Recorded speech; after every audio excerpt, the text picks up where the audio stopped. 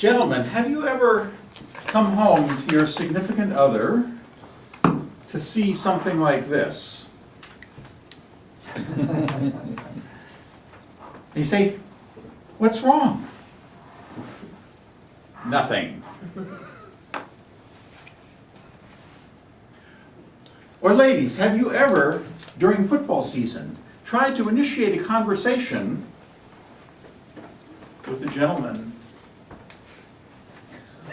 Yay! Studies have shown that 90% of all that we communicate when we are participants in a dialogue is nonverbal. It is not in the words that we say, but in the nonverbal cues that we give. So I'm going to talk about three aspects of this.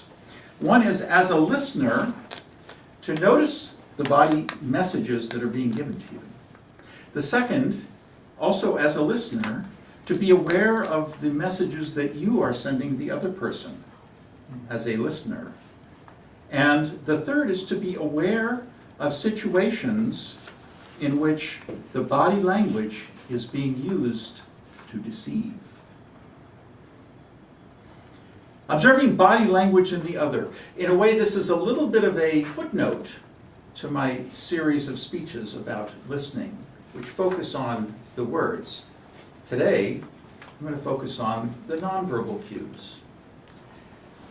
If you hear or perceive a mixed message between the body and the words, believe the body. So if you say to someone, "Well, don't you agree with that?" And they say, "Yeah." Or if they say, yeah, I agree. Or if they say, yeah, I'm okay with that. It's the body. What is the real message? Well, it's at least mixed. Their words say yes, but their body says no. Who do you believe? It may be that they're not sure. So the way to respond to that is to address the body. Maybe you're not completely sure. Maybe you have some reservations about that. The one thing you should not do is say, "Oh, they said yes, they agreed, okay, let's go with that." Guys especially, pay attention to that. Because when everything is fine, it is most definitely not fine. So pay attention to mixed messages between the words and the body. And when in doubt, it's the body that speaks. Now, as the listener, be mindful of the messages that you're sending. Have you ever had a conversation with someone and they're like, "Oh yeah, I'm with you. They're here." Have you ever been on a date with a guy and you're sitting at a romantic dinner and you're having an intimate moment and a cute waitress goes by? As a listener, be mindful of that. Focus on the speaker. And guys especially, if you want a second date, do not do that. If it helps, put a little brace here that forces you to focus on the other person. And for women, be aware of how your body language affects us men.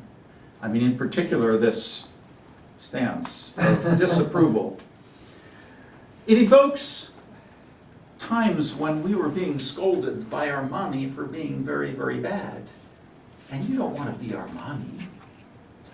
You want to be our partner. So be mindful of the coherence between the message that you're sending and your body movement. If you're engaged in a conversation and you're kind of leaning away from it, then be aware that that's sending a message that you're not really engaged in what the other person is saying. If your eye contact with them is looking somewhere else, even if it's not a romantic date, if it's just a normal conversation, then looking above, looking to the side, all conveys a message that you're really not paying attention. Oh yeah, I was listening to you, I heard you. What did I just say? Now guys, when you tell her what she just said, does that ever fix it? Women, does that ever work? Yeah, you heard what you said. He wasn't there. Why wasn't he there? Because his body said he was not engaged in the conversation. Studies have shown that if we are telling a lie, it is hard for us to make eye contact. And so salesmen are trained to look you straight in the eye and tell you a bald-faced lie. I'm always surprised at politicians who haven't seemed to master this. In fact, I don't think either one of our major presidential candidates have mastered the art of body language. Barack Obama, for example, doesn't seem to recognize the fact that there's somebody right ahead of him. He goes from here to here. And therefore, my proposal is, and Mitt Romney, you got to really feel for him, because he's trying to show that he's just a regular guy like everybody else. He just doesn't know how. In fact, it's hard for Harvard-trained and Harvard-educated people to be just one of us beer-drinking folk, and the body shows that. Fortunately, at least in my case, I don't really care to have a beer with our president. I never have, and I likely never will. Be aware of times when someone is using body language, such as looking you right in the eye and telling you a lie. So the 3 points: be aware of the mixed messages when you're listening to someone.